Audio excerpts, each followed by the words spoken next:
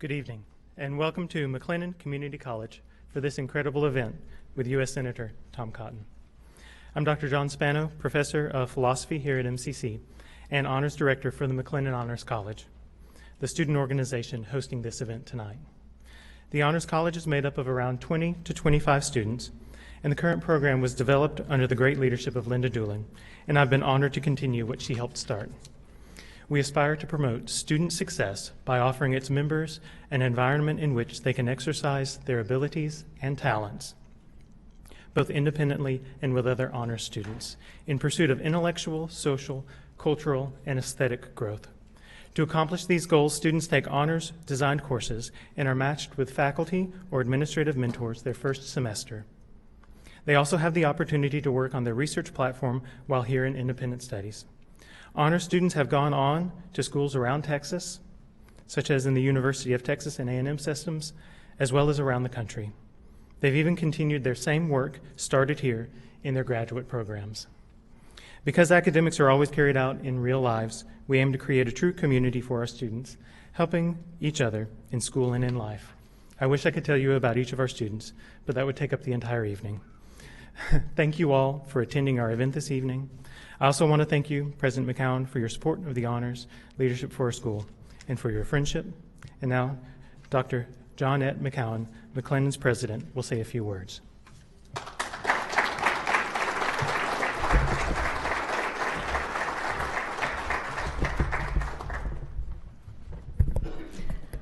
Hello, everyone.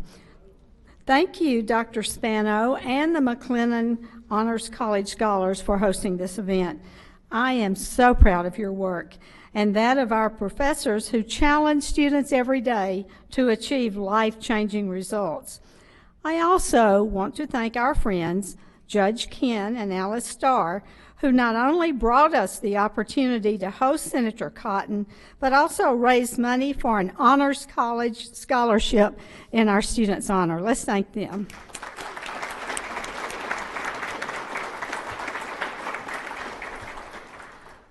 So welcome our guests to McLennan Community College. We are grateful you have chosen to spend this evening with us. McLennan has long been a place where people from all backgrounds and experiences meet to share ideas and to learn from each other. Tonight, we are proud to continue this tradition as we hear from the distinguished U.S. Senator Cotton.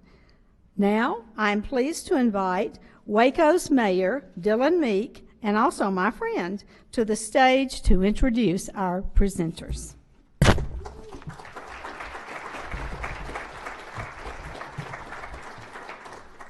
Thank you, Dr. McCown, and thanks for allowing me to be here tonight to make this introduction. What a privilege to be here at McLennan Community College, such a vital institution to our community. So thank you, Dr. McCown, and everyone from MCC for all the good work you do here in Waco. It's such a critical institution, as I mentioned, to ensure that residents of Waco and beyond have access to affordable, good, quality education. It's vital to our future, it's vital to our economy, and it's vital to our quality of life. So thank you, MCC, for hosting us tonight.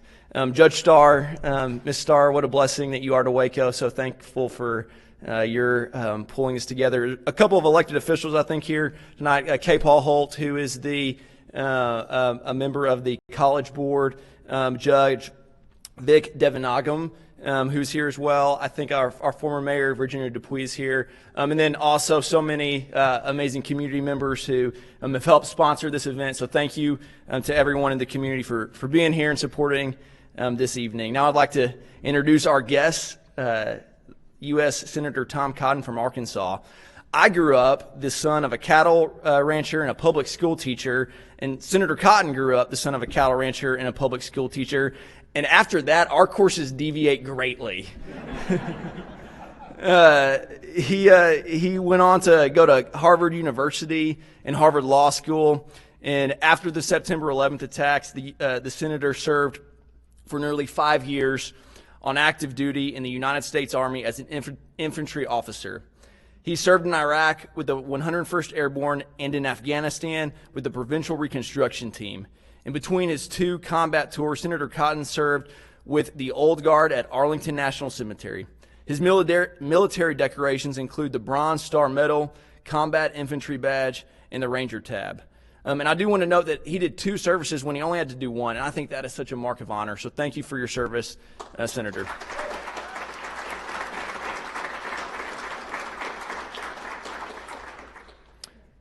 Senator Cotton served for 1 term in the U.S. House of Representatives for Arkansas, and in 2015, he began serving as a U.S. Senator for Arkansas.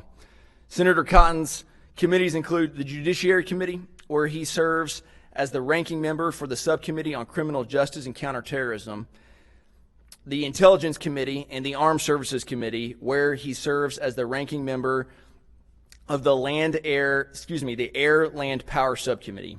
Lastly, and most importantly, Senator Cotton is married to Anna, and they have 2 kiddos. Waco is filled with good folks and with strong integrity, rooted in pragmatism, and committed to loving our neighbors. And I think for those reasons, Senator Cotton is going to feel at home tonight. My hope is that as he leaves Waco, he will not only remember Waco because of Fixer Upper and Magnolia, because of the Baylor Men's National Championship, or the economic growth that is so evident, but rather the character, the values, and the decency of the people here in this community that he's met while he's been here. The Senator is joined in the conversation tonight by distinguished professor of history, Waco's own Ashley Cruz Turner. So help me give Senator Cotton a warm Texas welcome.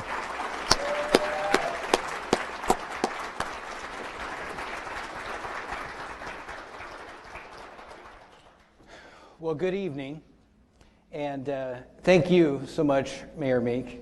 Thank you all for being here. Not just the people in this room, but as we are on the worldwide MCC live stream network tonight. So to all of those, to the folks all over the world sharing this with us, we appreciate you. I think I'm going to share in the praise of our good friends, the stars, maybe before we get going. In the blossoming of Waco, I think a key event is the advent of Alice and Judge Starr. I gave the pride of place there to our beloved Starr, who has a memorial, a popular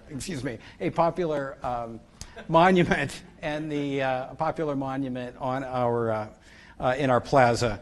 So our great friend, the Stars, thank you so much. I think in the beginning, in ancient days, Waco aspired to be the Athens of the West. And as we greet Supreme Court justices and United States senators, I think we get closer to meeting that lofty goal. And so many of the people in this room tonight are so responsible for what Waco has become, but no more than Alice and Judge Starr. So thank you so much.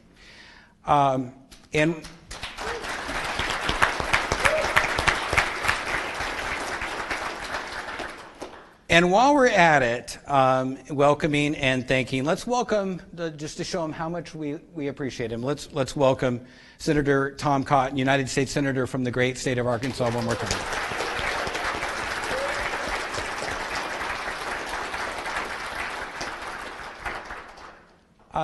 Tonight we're going to, I wish you all could have been with the students this afternoon. Senator Cotton, I thought, was just phenomenal. I also thought our students were phenomenal. It was a great moment. And Senator Cotton has an intriguing life, and we're going to talk a little bit about his biography tonight. And then there's an issue that is very important to him that I think is important to all of us, and we're going to talk about that as well. I will remind you that at the end of that, there's also going to be a question and answer, right? You all are going to participate in that. I know you were handed out cards for the question and answer. Our colleague, Professor Andrew Clayton, will come up with those cards towards the end of our program. So I think if you've got a card still, I think we're willing to accept that. If you'll lift that up, one of our ushers will get that last call for a question. But we would love to have your question. Well, Senator Cotton, you're from Dardanelle, Arkansas. I've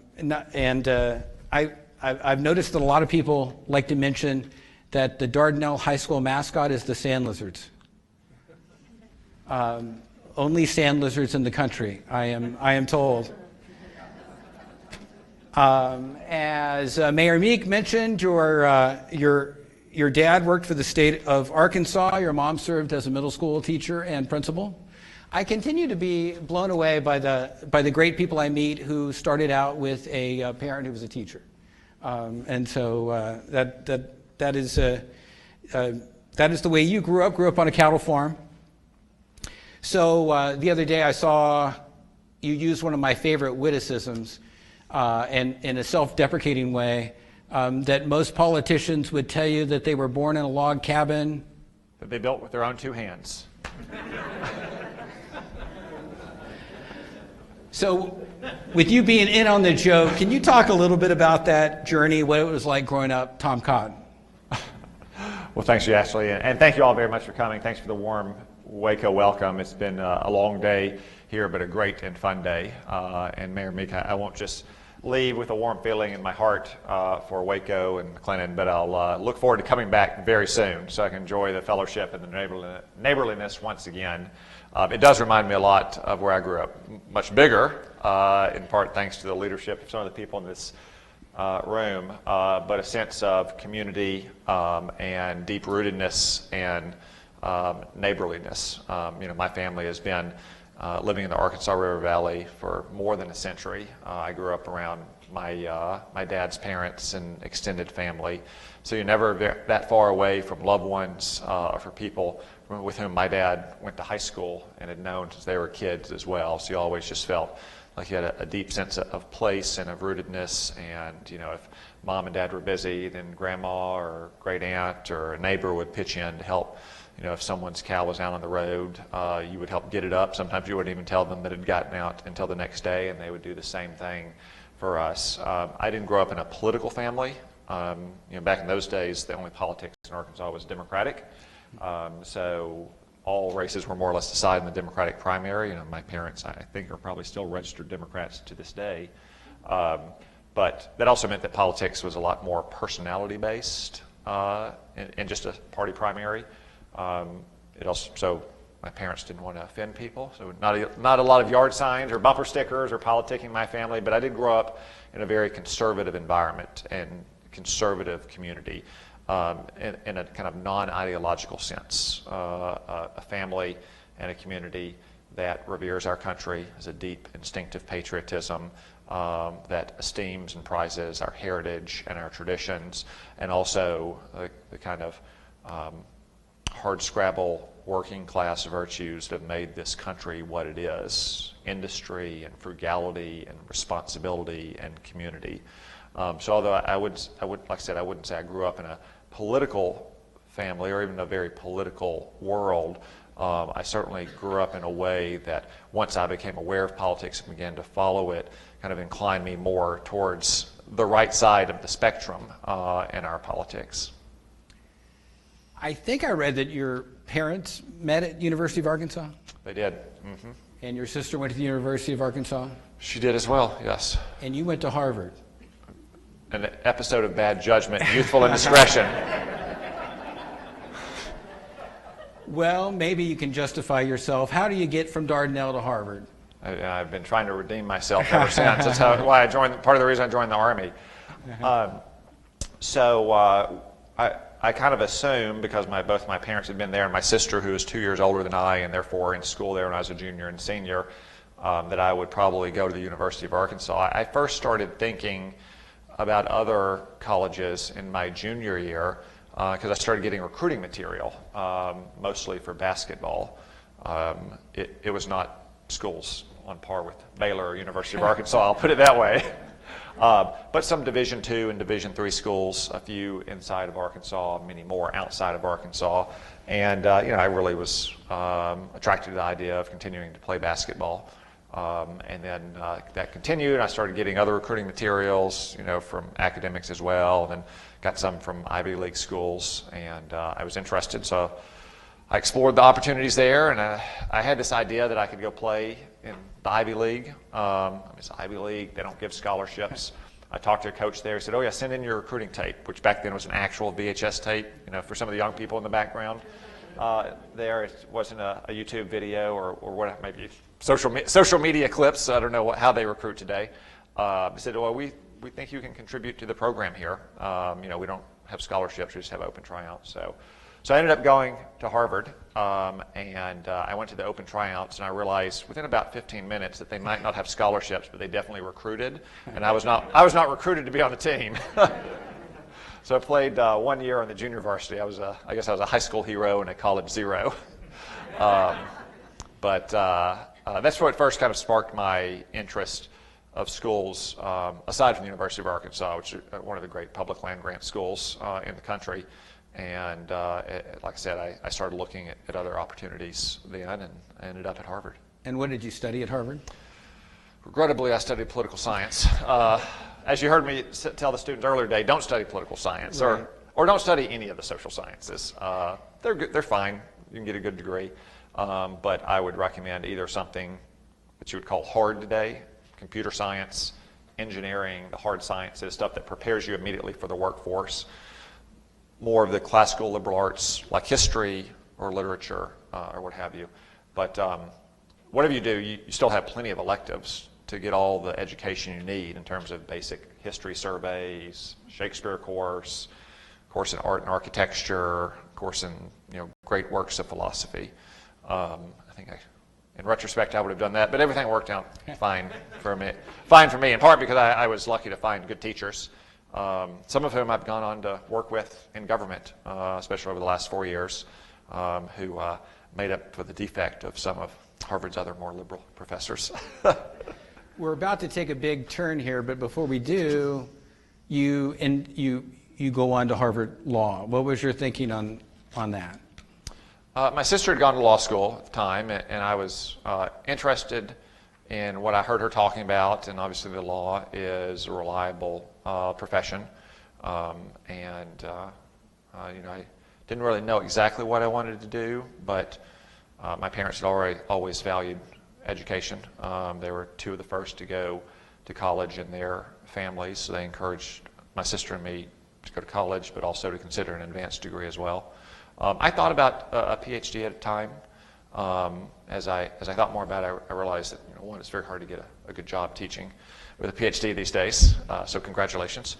But also, it was a little bit too much of a solitary kind of life for me. I wanted something a little more active. I had this vision in my mind that I'd be in the courtroom a lot as a lawyer. So that's how I ended up at law school. And planning on practicing law, I suppose. And then the third, if I have this right, your third year of law school, a event we all remember transpired.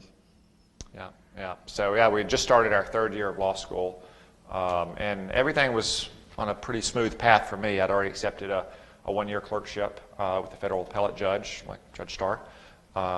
And I knew kind of what law firms I might be working at the following summer and where that might take me after that 1-year clerkship ended. But about a week into school, in September of 2001, we were attacked on 9/11, and that really changed my path in life. From that point forward, I wanted to join the Army. I wanted to serve our country in uniform overseas. Thought very seriously with a couple of my friends at school about rushing out and enlisting that week. Some of my friends who were in the Army discouraged me from doing that. They said that the Army's not going anywhere. Unfortunately, the bad guys are probably not going to go anywhere for a long time. And if you drop out of Harvard Law School with 3 years worth of tuition paid and without a degree, your student debts are probably not going to go anywhere for a long time either. And they're probably right about that. So I finished school, and I finished my commitment to that judge and worked for a little while to pay off my loans. But once I did that, I enlisted in late 2004 and shipped out to basic training in January of 2005. So when you enlisted in the Army, you did not enlist in the JAG, which is the Army lawyers. So I went into a recruiting station in Houston, where I was clerking at the time for that federal judge, and I wanted to see a recruiter. And he said, "What can I do for you?" And I said, "I want to sign up, and I want to go to officer candidate school and then infantry school and ranger school and airborne school, and then I want to go down range and lead a platoon. And he said, hold on for a second, sir. What do you do for a living? Probably because I was dressed like this. Not many people walk into recruiting stations and strip malls all around America dressed like this. And I said, or maybe I confessed, that I was a lawyer. And he said, well, you seem really motivated, sir, to get overseas. And if that's what's motivating you, then I can sign you up into our JAG Corps, and you'll do it a lot faster. You know, you start out as a captain, so you make more money too. But the training is only 4 or 5 months. You might be overseas 6 months from the time I sign you up. The route you're talking is going to take about 18 months. He was right, 16 months. So would you like to do that? And I said, no, Sergeant, I've researched all of this. I know what I want to do. I want to go to officer candidate school, infantry school, ranger school, airborne school. And he said, you're not a very good lawyer, are you, sir? He was probably right about that, but he signed me up, and there I was a few months later. Now, what was so important about why go infantry? Why was that so important to you? At the risk of offending some of my Army veteran peers here who were in the artillery or aviation or supply or JAG Corps or anything else, I'll tell a story about basic training. We had an instructor there who had just come from the Ranger Regiment, one of our special operations units across the post at Fort Benning. And we were doing flutter kicks one day. There were about 150 of us candidates, and about 30 of us, so maybe 20%, were going on to infantry school once we got our commission.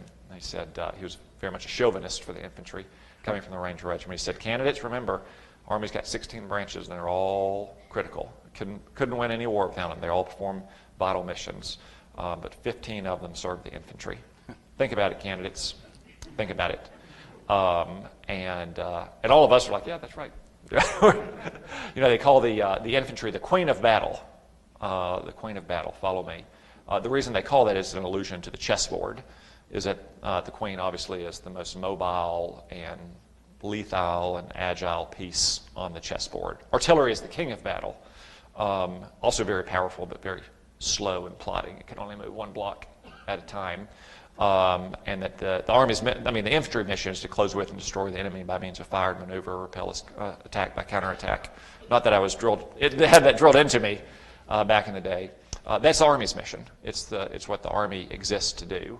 The Army doesn't exist to have effective supply lines or to collect good intelligence, although those things are very important. The Army exists to destroy our nation's enemies, and the core fighting function is our infantry. And I wanted to do that. I wanted to perform the core mission of the Army. My dad had been infantry in Vietnam. He did not encourage me to do that. He strongly opposed it. He said he felt like God was punishing him for what he did to his dad in 1969 before he left for Vietnam. He ultimately came around, and it's made us a lot closer. But I wanted to do what was the heart of the Army's mission, the main effort, which is the infantry. Well, you led a platoon in Iraq. You went later to Afghanistan. On Tuesday night, we're going to have graduation for the first time in person at MCC since COVID, and it's always our tradition that we would ask veterans of military service to stand, and we salute them. And as Mayor Meek said, we salute your service. Thank you. Thank you. Yeah, thank you.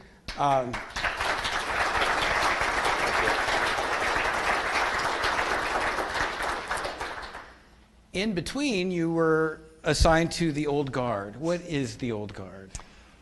The Old Guard is the official escort of the President's ceremonial unit of the Army, based at Fort Myer, Virginia, which some of you may know is just on the backside of Arlington National Cemetery, separated by a fence, barely higher than a wall, barely higher than this table in some places. It's all part of the old Custis Lee plantation that was taken at the outset of the early days of the Civil War, and then later turned into our national cemetery. And the Old Guard has been there since 1948, performing funerals in the cemetery every day, guarding the tomb of the unknown soldier every minute of every day, performing ceremonies like the inaugural parade or state arrivals at the White House, or retirement ceremonies for senior military officers. So it's a very different kind of unit. It's a great unit, so much so that I wrote a book about it, which you can get at bookstores near you anytime you want. It's funny that story of how I ended up there, because it's one of the few units in the Army that's application only. Normally you just are told by the Army where you're going to go, and that's where you go. But there's a very few units where you have to apply and be accepted. And about a month left in my tour in Iraq, I got an email from Army Human Resources Command, and it said, your application to the Old Guard has been accepted, and your report date is such and such next spring. And that was very peculiar to me, because I had not sent in an application to the Old Guard. So I didn't know what was going on here. So late the next night, so it'd be morning time on the American East Coast, I called the personnel officer at the Old Guard. It's like, hey, sir, it's Lieutenant Cotton over in Iraq. Like, who? It's like, Lieutenant Cotton, I'm in second of the 506. I just got word from HRC that my application has been accepted. I was like, oh, okay, great. So you're inbound. Do you need to change your date or something? What's the deal? I said, well, I didn't submit an application. And he said, oh, you're one of those. Okay. It's like, oh, I'm one of those. What do you mean? It's like, well, we're really short on officers these days, so Army gave us approval just to handpick 6 lieutenants and captains. So at that point, I was actually feeling pretty good about myself. Oh, I've been handpicked. Tell me more. And I'd just gotten my first annual performance review, which was pretty good. I didn't know at the time that basically you have to be totally incompetent to give a bad first performance review as a second lieutenant. And I said, well, why was I handpicked, sir? He said, we sorted through all the lieutenants and captains in the Army and identified all those with the basic criteria for the Old Guard. In addition to being infantry, you needed to be Ranger qualified and airborne qualified. They preferred in those days that you had a combat deployment behind you, because everybody was doing combat deployment, so lacking one as a lieutenant would set you back in the future. Had to have certain height and weight standards, and had to have no blemishes on your record. I said, well, it seems like there's probably several dozen lieutenants that would fit that criteria, right? I was like, oh, no, there's like 300 of you. I was like, oh, so now I'm like, okay, it's definitely because of this great performance review guide and my reputation preceding me. And I said, well, how did you choose 6 of us out of 300? He said, we just ranked you all in reverse order by height and chose the 6 tallest ones. So sure enough, about 6 months later, I was there, and there were 6 new lieutenants and captains, and one was 6'7", and I was 6'5", and the rest of them were all 6'3".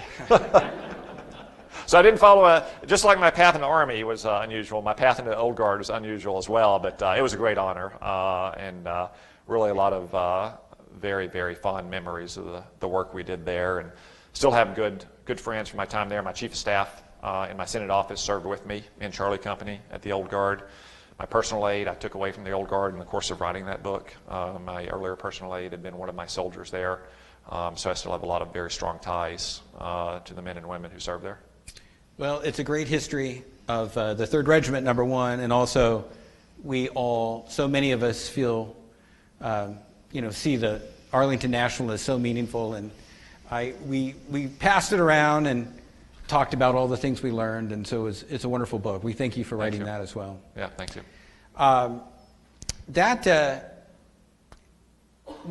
Before we leave that, we're coming up on Memorial Day, and the Thursday one of the things I found out, the Thursday before Memorial Day is Flags In Day. Can you talk a little bit about what? Yeah. So I opened the book with the story about Flags In and being the new guy at the Old Guard and not knowing how to get the flags into the ground. But on Thursday afternoon, about 1600, after the last funerals that started at 1500 are done, the entire Old Guard, which fluctuates but is a little over 1,000 soldiers, take off the ceremonial uniforms, put on their battle dress uniforms and rucksacks full of small flags, and they fan out across the cemetery. It's conducted with military precision, with phase lines and supply lines of flags and water going back to Fort Myer. But in the span of about 3 or 4 hours, they put a flag in front of every headstone and every niche holding an urn in the columbarium or the niche walls. So by the time the cemetery closes on the Thursday night before Memorial Day, every single flag or every single set of remains in Arlington has a flag in front of it. They do the same thing across the river at the soldiers and sailors' home. It's just a symbol of the love that we feel for all of our nation's veterans, especially for our fallen heroes who rest in our most sacred ground. I think it's a very poignant symbol to those serving today that we'll always remember them no matter what happens. And they have maintenance patrols over the weekend that are there to make sure the flags remain in, that wind or rain or animals haven't disturbed them. And then on early Tuesday morning after Memorial Day, they'll have flags out. They go out and police them all up and put them away until the next year. But yeah, so I was putting flags in. If the ground is hard, it can hurt to push down on the little pointy tip of the flag. And I asked one of my privates how they were moving so fast. They're like, "Don't you have a bottle cap, sir?" I was like, "No." It's like the secret I didn't know that no one told the PL about was you go get like a Snapple or some other glass bottle drink, and you take the cap off of it and you put it in your hand underneath the glove to keep it in place, and then that allows you to push down on it without any pain.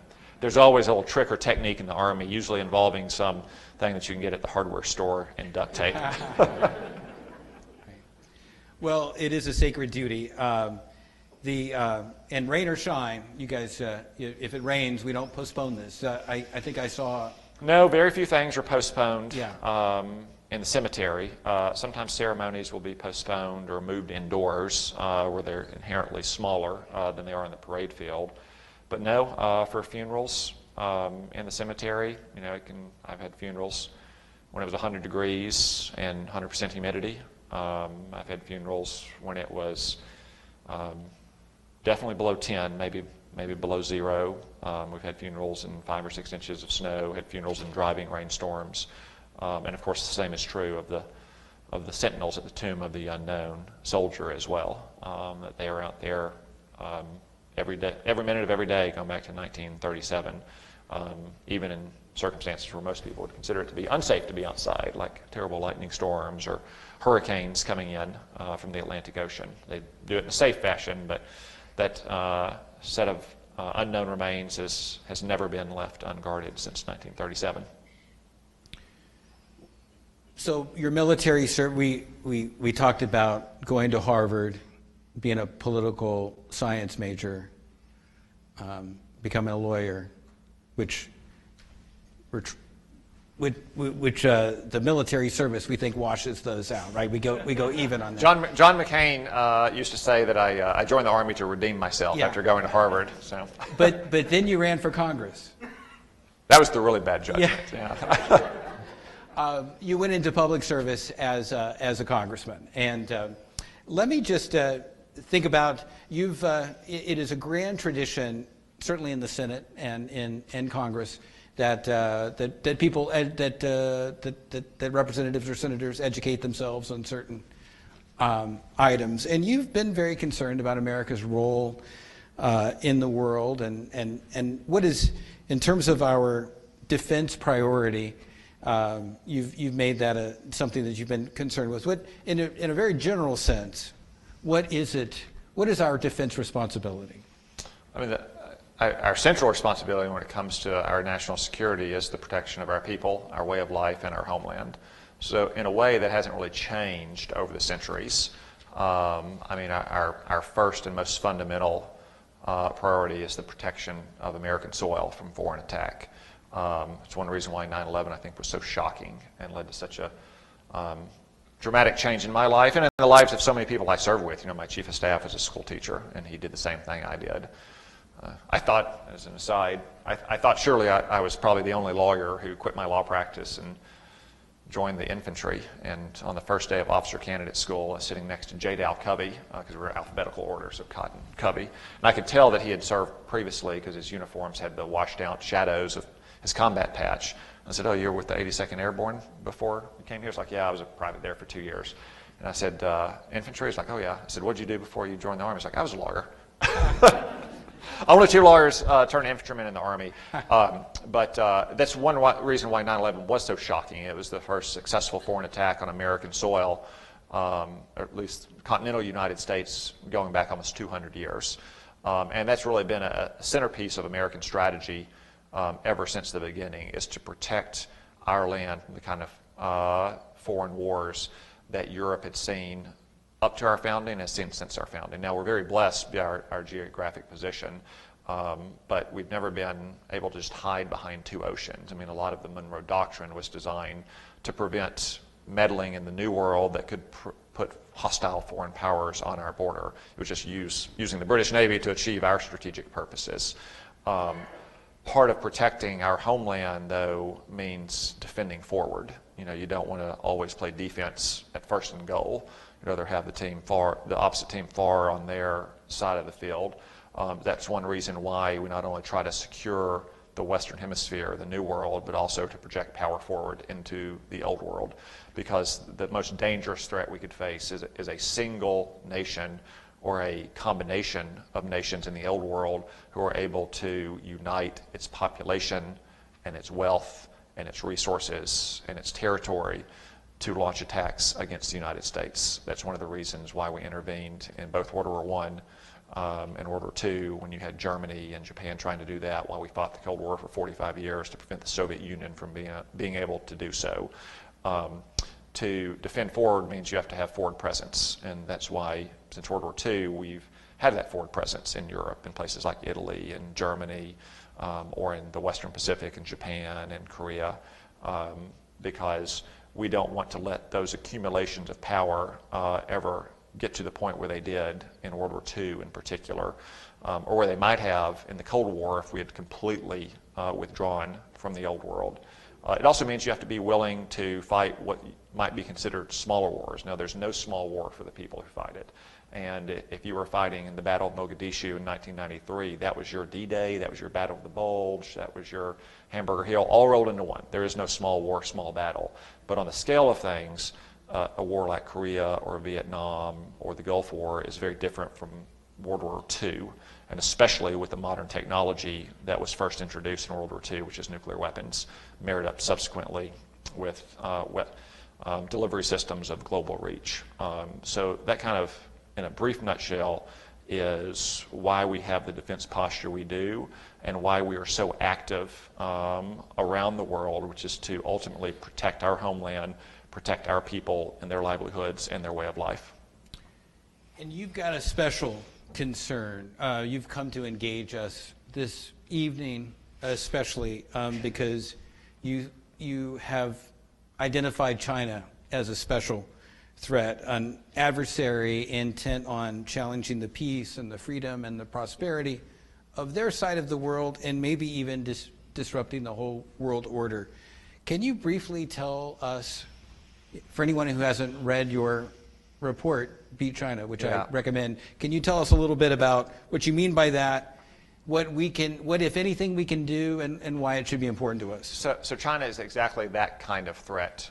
China, like the United States, is a continental nation that has the population and the wealth and the resources and the will and the desire to become the dominant force, not just in East Asia, but in all of Eurasia, in the Old World, and to use that power to compel the United States to submit to its will, which is really the essence of strategy, not to win a war, but to accumulate such a position of strategic advantage that you compel your adversary to submit to your will. China aspires to do that, and China is a greater threat than Soviet Russia ever was, because China is so much larger in terms of its population. It is so much wealthier than the Soviet Union ever was. And perhaps most importantly for your question, its economy is so much more intertwined with the United States economy and the rest of the Western world's economy, which gives it great leverage over our politics and our public debates. And the report you described, Beat China, which is a result of 2 years of hearings and other inquiries from my position on the Banking Committee in the last Congress, calls for a targeted decoupling of our economy from China's. So that doesn't mean a complete withdrawal of all economic ties between China and the United States, but any place where China could have a point of leverage against the United States that it could then use to influence our politics, influence our economic decision making, influence our public debate, will be cut off. So, if it's children's plastic toys or your plastic lawn furniture or swimming pool floaties, that's one thing. I mean, if it's rare earth elements on which most of the electronics in your pocket depends, or on which our F-35 stealth fighter depends, that's a completely different thing. Rare earth elements, by the way, are not rare. You could probably dig some up out in the yard, outside the building. What's rare is the mining and the manufacturing, the processing of them, which the world largely outsourced to China over the last couple of decades. It doesn't even have to be high technology goods either, though. Any kind of critical good in which our well-being, our economic well-being, our physical well-being depends upon really cannot be cornered in China. So the last year we've learned, for instance, that some of these face masks I see you wearing are really only made in China. It's like surgical gowns or latex gloves or basic pharmaceuticals like ibuprofen or acetaminophen or a lot of the ingredients that go into more advanced pharmaceuticals. We can never allow ourselves to be in a position again where China has the kind of leverage over us that they can influence our debate through a China lobby, which is either sometimes explicit, but a lot of times implicit, bend American leaders' decision-making in China's favor. That's what they want to do. And by the way, this is exactly what China is trying to do to us. Xi Jinping, the leader of China, has called in his speeches for a kind of targeted decoupling from the United States. He does not want to be dependent on the United States for food, for instance, or for semiconductor design, which we still lead the world in, even though we don't make many of them anymore. They're doing it to us. We should do it to them first while we still have the edge in most of these fields.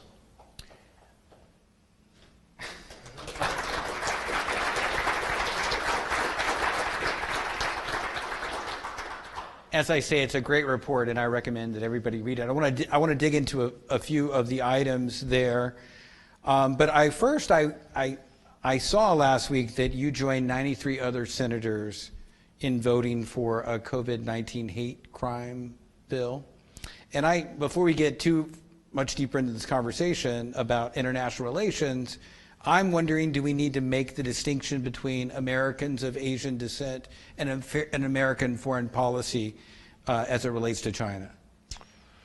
So the bill you mentioned was first described as a COVID-19 hate crime bill, and I was one of a handful of senators who voted against it, in part because it attempted to impose a speech code on the American people about what they could and could not say about this virus, which is an outrage. Once the Democrats trimmed their ambitions and focused on what is a genuine problem in America, which is violent crime against Americans of Asian descent, I and most other senators supported it. The first bill didn't even include the term Asian American. But of course, we should draw a sharp line between the Chinese Communist Party and Chinese people, wherever they may be. Because let's remember, I mean, the first and the worst victims of the Chinese Communist Party are the Chinese people. And a lot of Chinese Americans of Chinese descent, still have family members who are in China. And those family members are sometimes targeted because of their relatives who are now American citizens. So I have found some of the most ardent opponents of the Chinese Communist Party are the American citizens who immigrated here from China. So it's always a great source of national strength and power and pride for us that we have these diaspora communities that take such great pride in being American, but also still have real concerns about and ties to their old country, in particular when their old country is adversarial the way China is, or Iran, to use another example. I know your report is mostly about economic decoupling, and I know we have plenty of questions to get to that. But one of the topics that we always hear about is Taiwan. I was with a bunch of Marines a couple of weeks ago, and they were talking about Taiwan. And any podcast or anything you listen to, there's always the idea of Taiwan. Should we be worried about Taiwan? Can you even explain what I'm talking about? Yes, you should be very worried about Taiwan. It's probably the most dangerous potential flashpoint in the world today. The Chinese Communist Party since 1949 has made a central plank of its governing philosophy to invade and forcibly annex Taiwan into mainland China. Xi Jinping in the last 10 years has made it part of his personal legacy to do so while he rules. For many decades, a major constraint on that ambition was the People's Liberation Army was probably not capable of executing the operation to invade and subjugate Taiwan. They've got to cross a strait with very choppy seas, bad weather most of the year. It's a very mountainous island. So that's been a major constraint on China for most of the period since 1949. I don't think it's much of a constraint anymore. I think Xi Jinping and the Central Military Commission of China believes that they could effectively invade Taiwan if the Americans didn't come to the rescue. That's the second major constraint on their thinking. What will America do? They know that even if their military can ultimately defeat the Taiwan military and the Taiwanese people, and given enough time, how could it not? I mean, it's a country of 1.4 billion people versus an island of 20 million people. However, they know that if the cavalry comes in from America and some of our allies in the region like Japan and Australia, that they wouldn't be able to sustain that invasion, and they might not be able to complete it before we arrived. I think they feel they have a closing window of opportunity, and I think Xi probably feels it's a very tightly closing window of opportunity. So I worry very much that he may decide to go for the jugular sooner rather than later, and to see what America is made of under Joe Biden. I don't think he would do that before the Beijing Olympics next February, but from a military standpoint, March and April is the best time to invade Taiwan from a weather, light, sea conditions. And I think we should make it very, very clear that we will come to Taiwan's defense, which traditionally has not been the means by which we try to ensure the peaceful status quo across the strait. Traditionally, we have a policy called strategic ambiguity, in which we're not really clear what we would do. We imply we might come to Taiwan's defense. That's why we sell them weapons. That's why we say we want the peaceful status quo. But that kept Beijing guessing at a time when they weren't even sure about their own military capability. At a time when Taiwan was still a military autocracy, it kind of put the brakes on Taiwan's leaders from taking rash steps of their own. But Taiwan's been a very vibrant parliamentary democracy now for a long time. And I don't think the PLA's capabilities are a limitation anymore. So I think we should be crystal clear and just make it a clear statement of U.S. policy that we will come to Taiwan's aid should China try to invade and annex it. It has the same goal, which is maintain peaceful status quo across the strait. It just adopts different means to different circumstances. And I worry if we don't do that, that we could see Xi going for the jugular in the next few years. And I'm not alone in that. I mean, the outgoing and incoming American commanders in the Pacific have both testified in front of the Armed Services Committee to that effect over the last couple months. Does decoupling change that calculation at all? Is there an economic deterrence at this point? So presumably an invasion of Taiwan would wreak havoc on the economy, or is that a factor? No, I mean, I think the main way to prevent an invasion of Taiwan is to deny them the invasion, to deny them the belief that they can effectively invade and annex Taiwan. China has shown that it's willing to bear pretty significant economic costs to defend what it considers its core interests. I mean, look what it's done in Hong Kong over the last 18 months. In gross violation of its international commitments under the Sino-British Agreement of 1984, by which UK ceded Hong Kong back to China in 1997. They were supposed to have autonomy for 50 years. In gross violation of that, China just marched in and seized Hong Kong, has imposed its own puppet government, imposed its own speech code and secret party police on Hong Kong. And they face consequences for that. You know, we've sanctioned them, we've cut off certain ties, Europe has as well, but it's clear that they're willing to bear those consequences. Or look what's happening in northwest China, in Xinjiang province. They've engaged in the most brutal kind of repression against religious and ethnic minorities there. And the United States government has labeled it genocide now. There are multiple bills in Congress to try to stop the importation of goods from that province that were probably used or probably created, at least in part, with slave labor. But China keeps right on at it because they're willing to endure those economic costs to maintain the party's hold on power, even at great economic cost to themselves. So it's important to remember, I mean, we always we say China a lot. That is a broad term, and it could mean it as the Chinese people or Chinese culture, the landmass that we call China. But what we specifically mean is the Chinese Communist Party, and it is a communist party. It has not abandoned communism. It still believes in Marxist-Leninist thought. This is not a secret. I'm not revealing any sensitive intelligence. You don't have to be a China scholar to know this. Just get an English language translation of Xi Jinping's speeches, and it's very clear. They view the party as the vanguard, and the primary goal above all else is to maintain the party's hold on power inside of China. The secondary goal is to have a party-led China become the world's great power. But it all goes back to the party. As long as we're talking about, so in terms of a wake-up call, can you talk a little bit about the Uyghurs? It's in terms of, it seems hard to spell, and it seems like a lot of people can't pronounce it, which is because I don't think we talk about it much. What does that mean for us? Yeah, so Xinjiang province is enormous. If it were its own country, it'd be one of the 15, 20 largest countries in the world. It's kind of up near the Russia, Mongolia, Central Asia border. Very sparsely populated, but populated by a largely Turkic people. In fact, Xinjiang is the Han Chinese term for it. It's often throughout the history books known as Eastern Turkestan.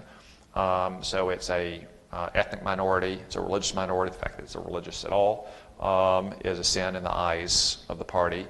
And ever since about 2013 or 2014, about a year or two after Xi Jinping took power, they've engaged in a brutal campaign of repression, of mass concentration camps. 2 million Uyghurs are estimated to have been held in these camps, which is like 5 or 7% of the population of the Uyghur people. They've targeted their Uyghur citizens who have children overseas studying in other East Asian nations in Europe and the United States. They've engaged horrifically in mass sterilization of Uyghur women to prevent the Uyghur people from continuing to procreate. Equally horrifically, they've engaged in mass rape of Uyghur women. They've engaged in a form of ethnic cleansing, moving more Han Chinese into Xinjiang province. These are all done in part to secure Western China. Same thing in some ways they have done to Tibet over the last 60 years or so. You know, if you take away Tibet and Xinjiang, China gets small pretty quickly, and its interior borders are a lot less secure. So this is viewed by Xi Jinping and the party as a central question of their own security, but also their own neo-imperialist economic plans as well. You've heard of the Belt and Road Initiative, by which China is hoping to fund a lot of roads, a lot of ports, pipelines, and so forth throughout the Eurasian landmass. A lot of those go right through Xinjiang province and Tibet. So this is one reason why China has been so brutally repressive in its western provinces. So let's say we respond to this clarion call, and we just and it's just an economic thing. We decouple, and there's plenty of things we do. How much pain? How much economic pain? And maybe that's not the key question, but I'd like to know before we go in.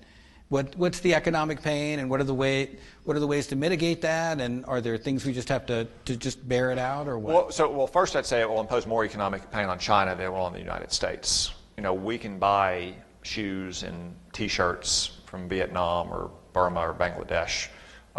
They can't sell those things into those countries. So China still needs us a lot more than we need China. And that's just an example on the lower end of the manufactured goods market. The higher end, they need us so much more than we need them.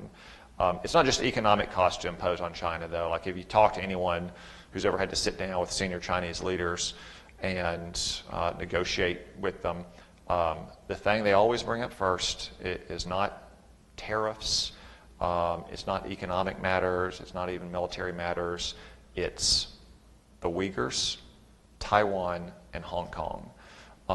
They hate for those to even be on the table as a point of negotiation.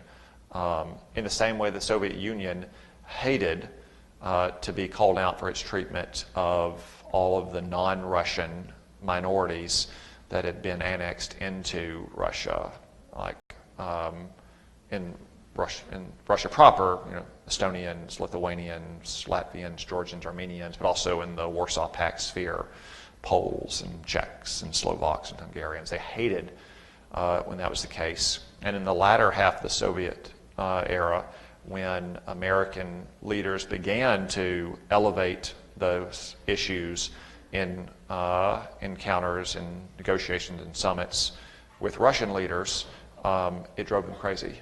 And it was a major distraction for them, and it kind of roiled their internal politics. And this is not just me saying this because I believe it and want it to be true. You now know because archives have been opened in Moscow.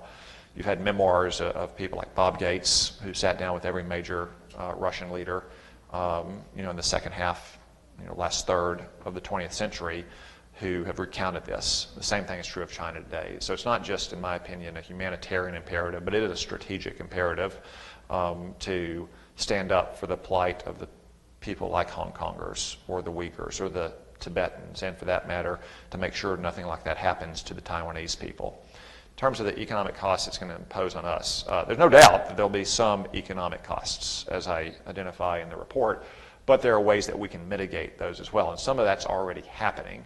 A lot of corporate leaders, although not exactly profiles in courage these days, are beginning to realize over the last 4 years, especially the last year, the risk to their bottom line. I'm not saying they should be great patriots about this or that they are acting out of patriotic impulses, but the risk to their bottom line of having limited source goods out of China, and especially sole sourced goods out of China, is pretty high.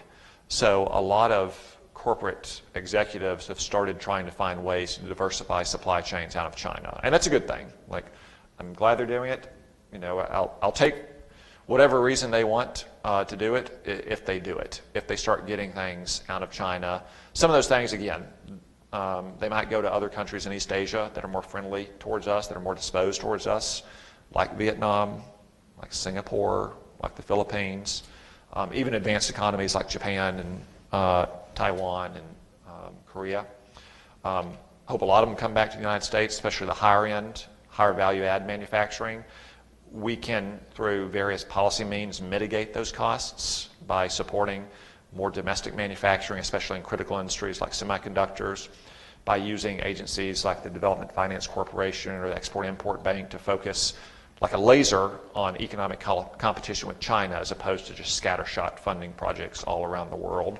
So there are steps we can take to mitigate the costs to the United States, while we're also imposing significant costs on the Chinese Communist Party. And just to clarify, are we trying to hurry China? Are we trying to delay China? Are we trying to contain China?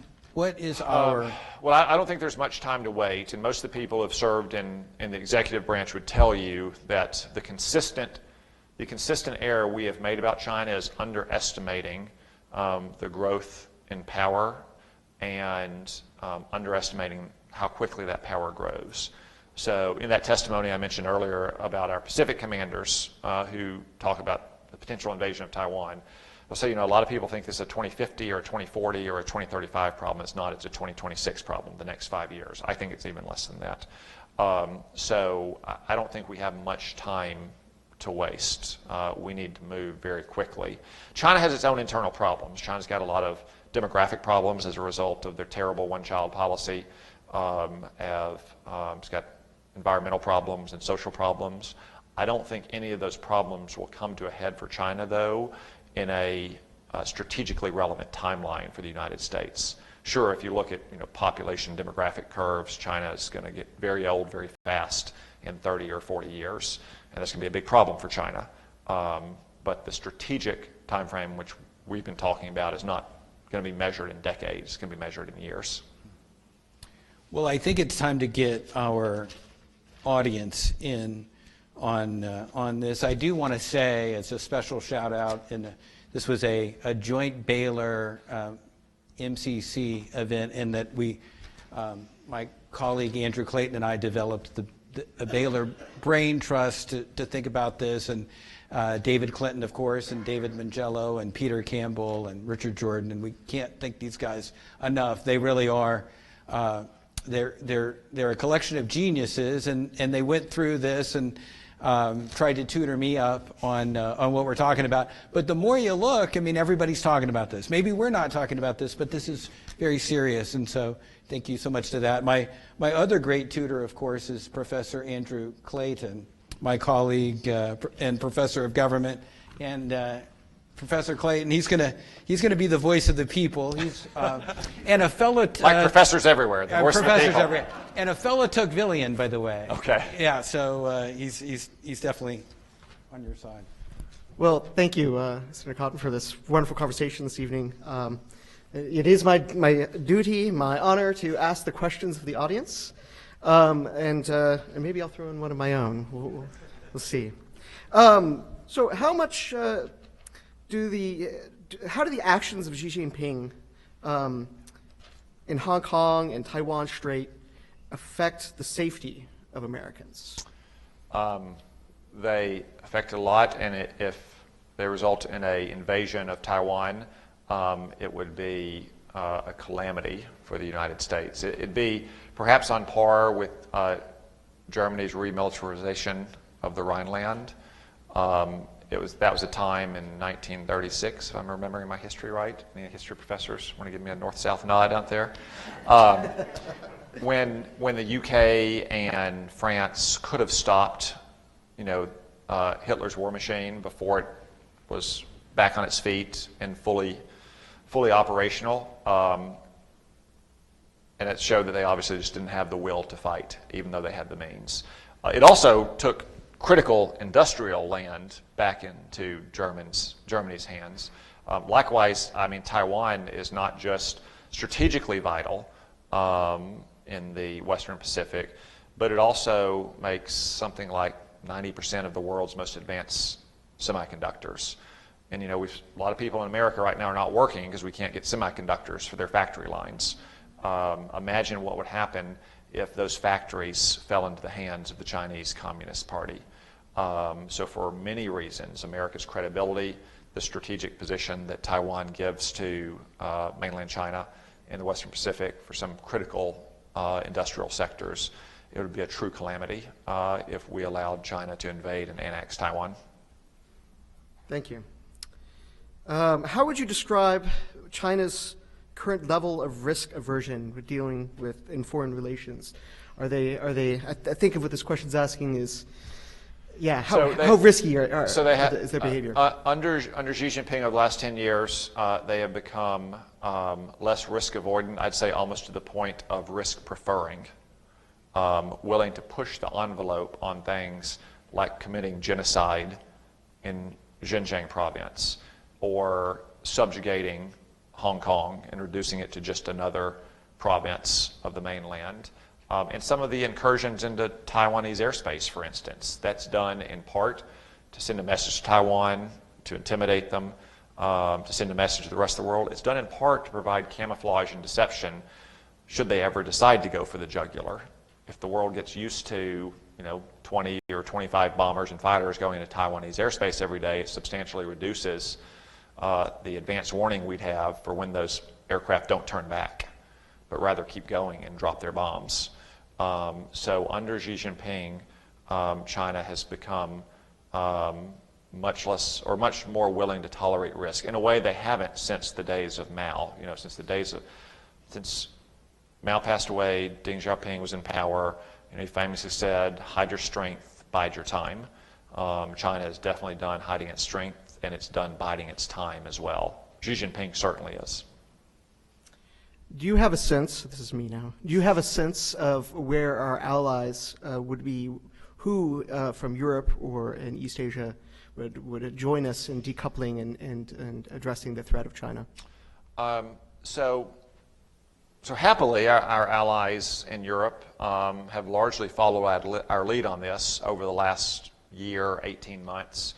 There have been fits and starts. Germany wants to sell Volkswagens in China, but they consummated a trade and financial deal with China around the new year. But they basically stopped the process of trying to ratify that and implement it, in part because of China's continued malefactions against them from an economic and financial standpoint, the moral pressure that we've raised and some of their peoples in Western Europe have raised about the genocide in Xinjiang province. So it hasn't been lockstep, but I'd say in large part European nations have been following our lead on this question. Of course, Great Britain just announced, I think, set sail, a carrier battle group would be going to the Western Pacific and spending about a year there on tour, and that's a great sign. I mean, Great Britain is probably the only country that could assist us militarily in the Western Pacific that's not in the Western Pacific. And then, of course, our allies in the Western Pacific are even more important, not just from an economic standpoint, like Japan and South Korea, Australia, Singapore, India over in the Indian Ocean, but also from a military standpoint. Those countries, I think, would follow our military lead if it came to blows over Taiwan. I don't think they would, though, if the United States was not in the lead. As it happens, there's a follow-up question from someone on India. Do you think India would be a good strategic and economic partner to counterbalance China? Yes, I do. I mean, in part because Indian and Chinese soldiers are basically at war with each other up at the top of the world in the Himalayas right now. I mean, it's been somewhat quiet over the last few months because it's cold up there this time of year. But before winter set in, I mean, there had been significant skirmishes up at the Chinese-Indian border, and they've got long-standing mistrust of each other. India is often said, is the world's largest democracy. They're a natural ally of ours. They're the dominant power in the Indian Ocean, which is really central to China's geopolitical and economic strategy. India needs our help, though. They need our help economically. They need our help militarily. They still have some cultural habits and geopolitical traditions as the leader of the so-called non-aligned movement in the Cold War period that we need them to get over and realize that in this world we need them to be aligned. We need them to be aligned with the forces of freedom, and that's in their interest, not only to continue to build their economy, but also in their kind of core security interests, as they've seen over the last year. What resources are the United States willing to supply the Taiwanese people should the People's Republic of China threaten their national sovereignty? So we've been selling arms to Taiwan for a very long time. We should sell more, and we should sell them faster. Everything we sell to Taiwan should be geared towards a single objective, which is adding more hours to the time it would take the People's Liberation Army to successfully invade Taiwan. That's, by the way, what Taiwan's military should be focused on as well. So it's a very different kind of problem than our military faces. When you're a young lieutenant in training, you might train to fight in the desert in Iraq or Afghanistan. You might train to fight, a major combined arms battle in Eastern Europe. We have a lot of interest all around the world. We have to be able to fight a lot of different kinds of fights. That's true, obviously, of our other services. In any kind of conflict with China, our Air Force and Navy would probably be the lead forces. Taiwan, basically from the time you enlist as a private or a lieutenant until the time you become the chief of defense, your sole objective should be focusing on adding hours to the amount of time it takes the People's Liberation Army to invade your nation. So what does that mean? A lot of it is relatively inexpensive, asymmetric weapons that Taiwan, as a fairly wealthy democracy, can easily afford. Anti-ship cruise missiles to hit those troop carriers and those destroyers that are going to be in the Taiwanese Strait. Air defense system to hit all those fighters and bombers and helicopters. They need to significantly strengthen their cyber defenses to prevent China from starting out not like a Normandy invasion, but what Russia did in Crimea 7 years ago, so they can protect their own military and intelligence information systems. They can protect their information or their electrical grids. They can protect their telecommunication systems, their healthcare system, and so forth. So these are all relatively inexpensive. I mean, inexpensive on the scale of these things, a few $1 million each. But something that Taiwan's government can afford, and something that provides good, high-paying jobs in defense industrial parks all across America. But it's those kind of things that we need to be surging into Taiwan right now, things that they can take and they can quickly use and that can add real time to the amount of time it would take China to successfully invade Taiwan. So it gives us more time to mount up the cavalry and get there to stop the invasion, all of which, of course, is designed to prevent China from invading in the first place. You mentioned earlier the Belt and Road Initiative and China's involvement in other nations. This question is China's growing influence in Africa a cause for concern, or in other nations? Is there a way to counter it, or is it even worth countering? It is. A lot of the way to counter it, I think, is through just traditional diplomatic engagement. You know, we're not going to give nations across the world, loans of billions of dollars with either no strings attached, which is what some people say, or with the kind of neo-colonial strings attached that China has. China's objective in their Belt and Road Initiative in places like the Middle East and Africa and Latin America is to basically give these countries an offer they can't refuse, which ultimately results usually in them defaulting on these loans and then China taking ownership of their port or their railroad or their mine or whatever it is that China cares most about in that country. So we're not going to do either one of those things. We're not going to give these countries no strings attached loans of your tax dollars. We're not going to give them loans that a loan shark would be embarrassed by. But what we can do is the kind of diplomatic engagement we've conducted over the last few years, just explaining why this is a bad deal and pointing out to some examples like you have in Sri Lanka, where China seized a critical port because Sri Lanka defaulted on its loan terms. And a lot of countries are hearing that message. They're refusing these loans. Australia, just in recent weeks, has kind of turned back a couple different projects through the Belt and Road initiatives. They're turning to other sources of funding. They can get friendly nations in which we're perfectly willing to see our friends in places like Japan or Australia or United Arab Emirates fund projects in these regions as a way to counterbalance China's Belt and Road Initiative. Last question, Ashley, is that okay? Okay. This person writes, and this is a great question I think to maybe end on. You talked about Abraham Lincoln and his ability to write well, and one of my favorite pieces of writing was his Lyceum address. And this question goes straight to this. This person writes, thank you for your past and continued service to our country. What is your greatest fear for the country now? Can we avoid it?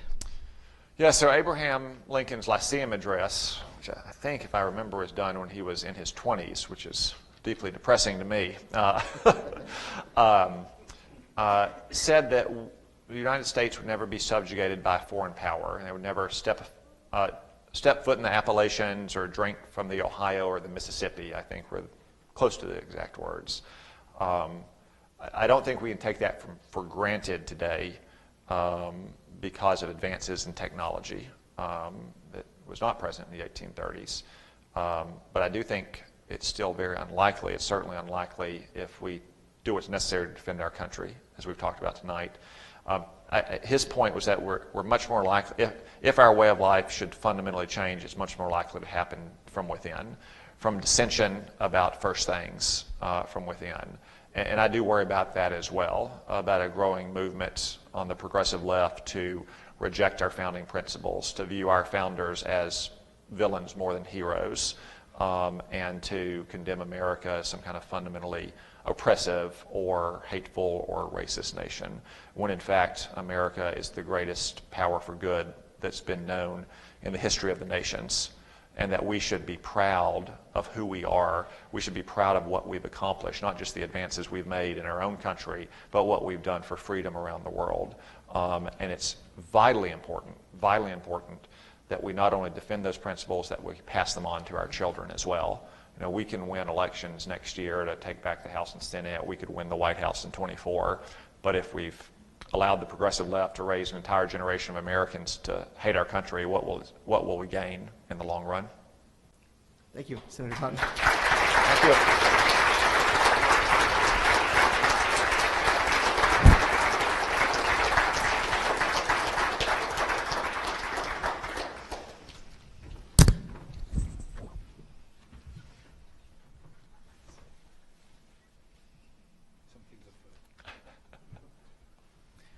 Senator Cotton, it's our pleasure to provide you with a tangible expression of our gratitude for your presence here today.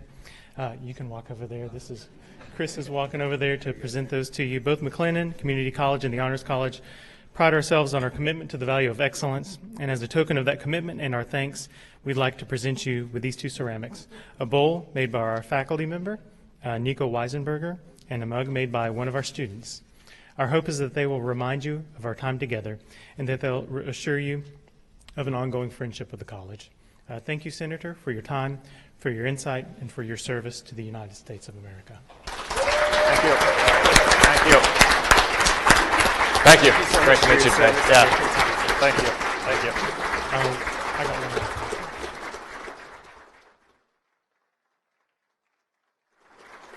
Thank you. Before we adjourn, remember Senator Cotton will sign copies of his book, Sacred Duty, in the front lobby. We're asking people to exit on this side of the room. And also thanks again to Ashley Krusturner for leading the conversation with Senator Cotton.